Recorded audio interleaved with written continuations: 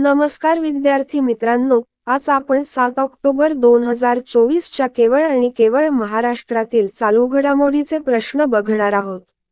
तर चॅनलवर नवीन असाल तर चॅनेलला नक्की सबस्क्राईब करून घ्याल. चला तर व्हिडिओला सुरुवात करूया. प्रश्न क्रमांक पहिला. राज्य सरकारचा 2022 ते 23 या वर्षासाठीचा शिवछत्रपती राज्य क्रीडा जीवन गौरव पुरस्कार कोणाला जाहीर झाला आहे? याचे उत्तर आहे ज्येष्ठ बॅडमिंटनपटू आणि प्रशिक्षक प्रदीप गंधे यांना. प्रश्न क्रमांक दुसरा. उत्कृष्ट क्रीडा मार्गदर्शक आणि जिजामाता पुरस्कार कोणाला जाहीर झाला? याचे उत्तर आहे क्रिकेटसाठी दिनेश लाडेला, पॅराशूटिंगसाठी सुमा शिरूरला, दिव्यांगांच्या ॲक्वेटिक्स करता राजाराम घागला यांना, धनुर्विद्येसाठी शुभांगी रोकडेला, जिम्नॅस्टिकसाठी पवन भुईरला आणि कबड्डीसाठी अनिल घाटे यांना. प्रश्न क्रमांक तिसरा. शिवछत्रपती राज्य क्रीडा पुरस्कार कोणाला जाहीर झाला आहे? याचे उत्तर आहे ॲथलेटिक्समध्ये अविनाश साबळेला, नेमबाजीत रुद्रांश पाटील आणि शाहू मानेला, नौकायन विष्णू सर्वाननला यांच्यासह इतर एकूण 47 खेळाडूंना हे पुरस्कार जाहीर झाले.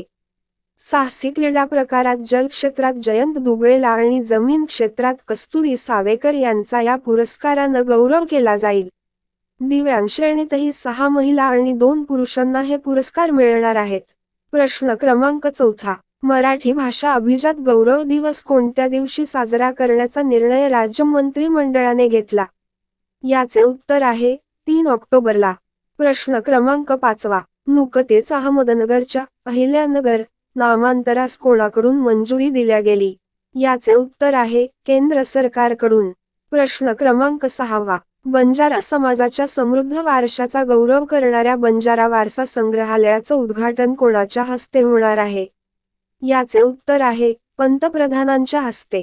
प्रश्न क्रमांक सातवा. HPL म्हणजेच रेल्वे सुरक्षा दलाचा नुकताच कितवा स्थापना दिवस साजरा करण्यात आला? याचे उत्तर आहे 40वा. प्रश्न क्रमांक आठवा. महाराष्ट्र सरकारने गतिमान कारभार करण्यासाठी कोणती नवीन ॲप तयार केली आहे? याचे उत्तर आहे संदेश ॲप. प्रश्न क्रमांक 9वा. देशातील पहिले हळद संशोधन केंद्र कोठे होणार आहे? याचे उत्तर आहे हिंगोली येथे. प्रश्न क्रमांक 10वा. पंतप्रधान नरेंद्र मोदी यांनी कोणत्या शहरातील 3 परमरुद्र सुपर कॉम्प्युटर राष्ट्राला समर्पित केले आहेत? याचे उत्तर आहे पुणे शहरातील. मित्रांनो, तर हे होते राज्याची संबंधित 10 चालू घडामोडीचे प्रश्न. जाता जाता व्हिडिओला नक्की लाईक करून जाल, कारण व्हिडिओ बनवायला खूप मेहनत लागते. धन्यवाद.